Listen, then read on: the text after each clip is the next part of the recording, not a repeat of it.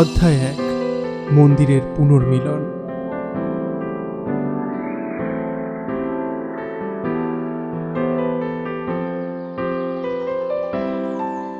পশ্চিমবঙ্গের পূর্ব মেদিনীপুর জেলার সদর শহর তমলুক।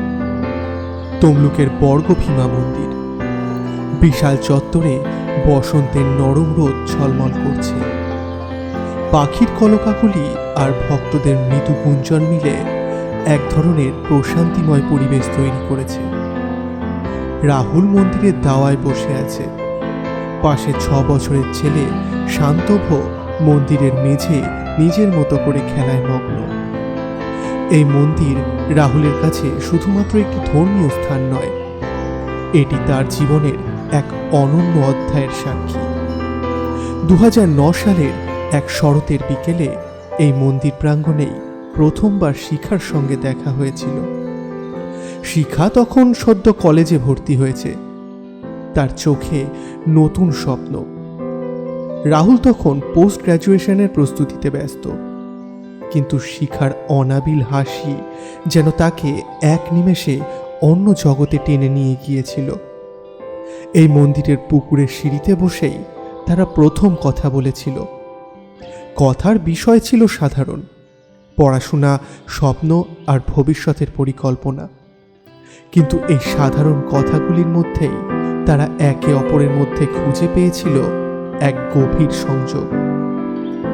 আজ 15 বছর পর 14ই ফেব্রুয়ারি সেই একই জায়গায় বসে রাহুল মনে মনে সেই মুহূর্তগুলোকে আবার ছুঁয়ে দেখতে চেষ্টা করছিল। মন্দিরের ঘণ্টার শব্দ যেন শিখার সেই উচ্ছ্বল হাসি এখনো প্রতিধ্বনিত হচ্ছে। সময় বদলেছে, কিন্তু সেই মন্দির রাহুলের হৃদয়ে শিখার উপস্থিতিকে চিরস্থায়ী করে রেখেছে। বাবা, আমার বলটা কোথায়? হঠাৎ শান্তভের চিৎকারে হুঁশ ফিরে এলো। দেখো, এখানেই কোথাও আছে, আর তুমি তো তোমার নিজের খেলা নিজেই হারিয়ে ফেলো। শান্তভ মেঝের দিকে ঝুঁকে বল খুঁজতে খুঁজতে প্রায় পিছলে যাচ্ছিল। এমন সময় একজন মহিলা এসে শান্তভকে ধরে ফেলল। এই বাবা, একটু হলেই তো তুমি পড়ে যেতে। তোমার মা কোথায়?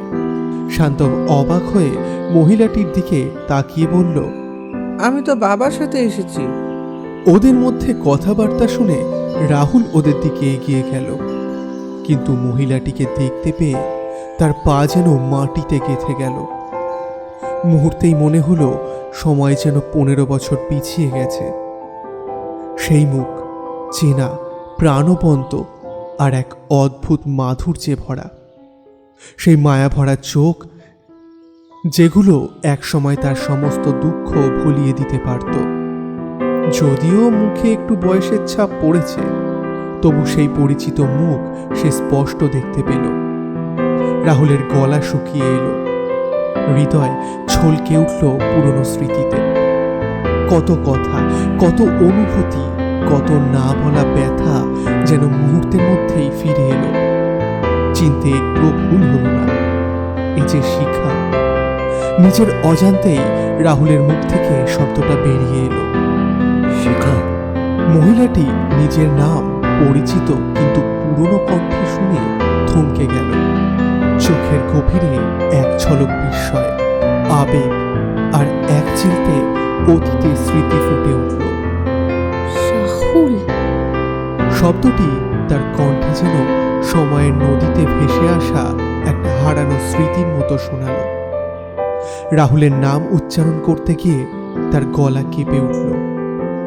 রাহুলের মনে হলো সেই ছোট্ট এক টুকরো শব্দে তার পুরো অতীত জীবনের গল্প লুকিয়ে আছে।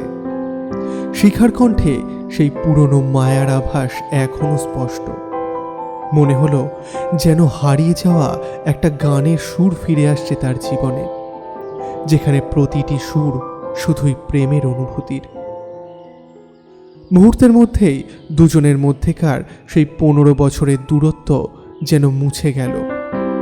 সময়ের কাঁটা যেন থেমে গিয়ে তাদের হারানো স্মৃতিগুলোকে নতুন রঙে আঁকতে শুরু করল। শিখার চোখে সেই একই উজ্জ্বলতা, তার পাশে ছোট্ট মেয়েটি নতুন বাস্তবতার প্রতিচ্ছবি। মেয়েটি শিখার হাত ধরে টানতে টানতে বলল, মা তাড়াতাড়ি চলো, পুজো তো শেষ হয়ে যাবে। একটু দাঁড়াও, আমি পুজো দিয়ে আসছি। রাহুলের গলা শুকিয়ে গেল। সে কিছু বলতে চাইল, কিন্তু শব্দগুলো গলার কাছে আটকে গেল। শুধু তাকিয়ে রইল শিখার দিকে। তার মনে হলো এই মুহূর্ত যেন কোনো পুরনো স্বপ্নের পুনরাবৃত্তি। মন্দিরের শঙ্খধ্বনি আর ঘণ্টার ধ্বনির মাঝে তার হৃদয়ের আঘাত যেন আরো স্পষ্ট হয়ে উঠল। রাহুল অনুভব করল তার জীবনের এই পুরনো অধ্যায়ের পর্দা এখনো পুরোপুরি নামেনি। চলে যাওয়া মানে শুধু দূরত্ব নয়, এক টুকরো অতীতকে আবার হারিয়ে ফেলার মতো বেদনাও। শিখা মন্দিরের ভিতরে চলে যেতেই রাহুল দাওয়ার এক কোণে বসে পড়ল। তার মনে হতে লাগলো যেন সময় আবার পিছনে ফিরে গেছে। 2009 সালের সেই দিনগুলো। শিখার খিলখিলিয়ে হাসি, তার প্রাণোচ্ছল চোখের চাউনিতে লুকিয়ে থাকা স্বপ্ন, সবকিছু যেন মনের পর্দায় জীবন্ত হয়ে উঠল। মন্দিরের এই কোণে বসেই তো শিখা তাকে প্রথমবার বলেছিল, তোমার সাথে কথা বলতে আমার